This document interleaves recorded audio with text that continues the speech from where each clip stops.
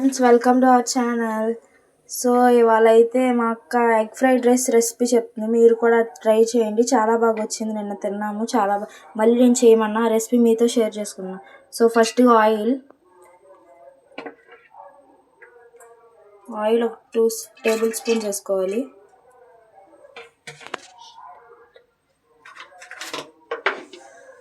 సిమ్లోనే పెట్టుకోవాలి, హైలో వద్దు.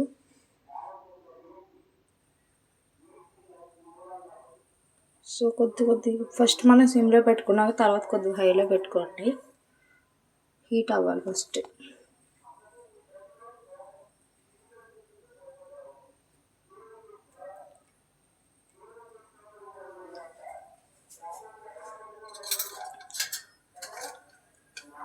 హీట్ అయిన వెంటనే మనం ఎగ్ అది ఒక ఆమ్లెట్ లాగా వేసుకోవాలన్నమాట. 2 eggs అయ్యి అలా ఆమ్లెట్ లాగా వచ్చాక దీనికి కావాల్సింది ఫస్ట్ చికెన్ వేసేసుకోవాలి. ఫస్ట్ మనము చికెన్ వేసేసుకున్నా కలుపుకోవాలన్నమాట బాగా. సో సిమ్లో పెట్టుకోండి, హైలో పెట్టుకోమంటే మీద పడుద్ది. సో హీట్ అయ్యాక అయితే మనం బౌల్లో తీసుకున్నాము.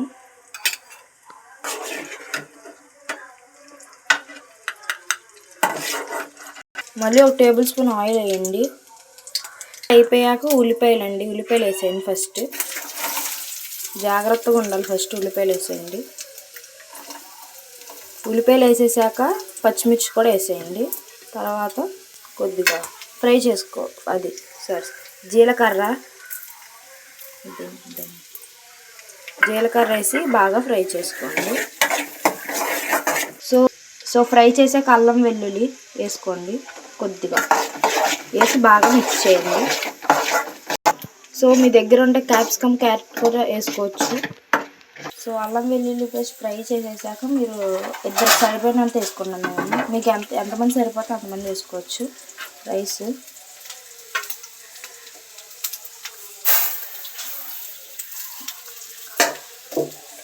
నేనైతే ఇద్దరికి సరిపోయినంత వేసుకుంటున్నాను.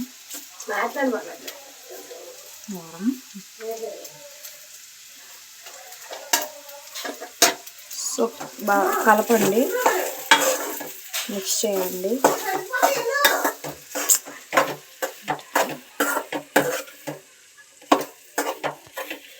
సో కారం, ఉప్పు, గరం మసాలా, ధనియాల పొడి వేసేసుకున్నాము. బాగా మిక్స్ చేసుకోండి.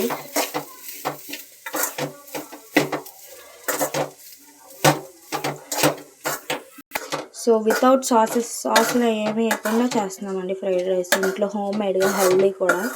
మనం ఇందాక ఎగ్ ఫ్రై చేసుకున్నాం కదా, అది కూడా వేసేయండి. అవన్నీ ఫ్రై చేసాం కదా, ఇప్పుడు ఇవి కూడా చేసి బాగా కలుపుకోండి.